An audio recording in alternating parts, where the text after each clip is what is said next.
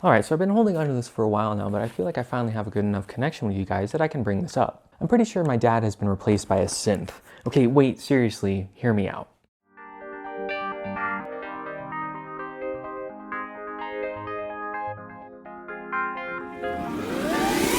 So when I was a kid, my dad was like the mean one, right? If you did something wrong, you didn't want him to find out. He didn't beat me, but he had this like, I'm disappointed look that could burn right through your soul. But once I became an adult, it was like a complete 180. All of a sudden, he was super nice to me and I could never quite figure out why, until I started looking through his old Facebook pictures. I mean, look at this one. This is me and him at my basic training graduation in 2004. I mean, maybe he's wearing contacts or the light is doing something with his eyes, but I definitely don't remember them looking like that before. But then I noticed the same thing in other pictures. But he is getting older, so maybe he had eye surgery and I just didn't know. I mean, we don't tell each other everything. But the weird thing is, he's like 80 years old now or something, and he just keeps getting stronger. Isn't that the opposite of what's supposed to happen? He's also just plain way nicer and happier than he was before, and it seems like he's developing some sort of skin condition in these most recent pictures. I don't know, that's supposed to happen when you get older, right? That's normal? Apparently the only way to find out for sure though is to loot his body post-mortem, so we'll just have to wait to find out. Alright, so you might have thought that little skit was funny, but this is an actual documented and studied syndrome known as Capgras Delusion. Officially, it's when you think that a close friend or family member, or even a pet, has been replaced by an identical clone or imposter. It was first documented by a French psychologist, so it's probably pronounced something like Capgras, but whatever, I'm American. Capgras. While it's most common in patients with paranoid schizophrenia, there's been a rise in its prevalence, or at least identification, in people with no prior psychiatric disorders. They developed it through some sort of brain injury like a car accident or a neurodegenerative disease such as Alzheimer's or herpes encephalitis. Thanks to advances in brain imaging techniques in the last 20 or 30 years, we're now pretty sure of the exact anatomical cause. It happens in patients with paranoid schizophrenia because their brains are simply wired differently. When it's caused by a brain injury, it's because certain normal connections are damaged or severed. Before we can talk about how this delusion works, first we need to sort out how normal facial recognition works. When you see a face, that information is sent to the fusiform face area, which is located in the inferotemporal gyrus. For those of you not familiar with brain anatomy, that's on the bottom inside. You know what? This is your brain. This is your brain on drugs.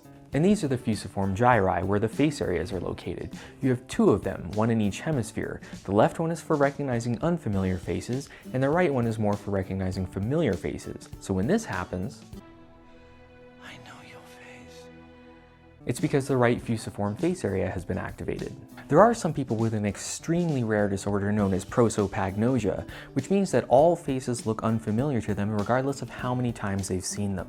If you think that you're bad with faces, you do not have this disorder. But if you did just say to yourself, wait, people can recognize faces? You might want to get tested. When people with prosopagnosia are shown pictures of their own children who they raised for decades, they won't recognize them. There's only a few documented cases, so odds are you don't have it. Anyway, when you see a familiar face and the right fusiform face area is activated, a signal is sent to the amygdala, and you get a little emotional response. In the case of friends or family members, hopefully it's a happy response. That's how it should work, but people with Capgras delusion develop it because the connection between the right fusiform face area and the amygdala has been damaged or severed. So they see a face, they recognize it, and then nothing. The brain knows something is wrong with this situation, so it'll try to rationalize it. I mean, he sure looks like my dad, but there's just something different. I can't quite put my finger on it. He must be a clone. You may laugh at that, but if you were to develop the same brain injury, you'd probably come up with the same rationalization. However, that conclusion can result in some serious consequences. There have been a few rare cases where someone with Capgras delusion decided to kill the clone or imposter.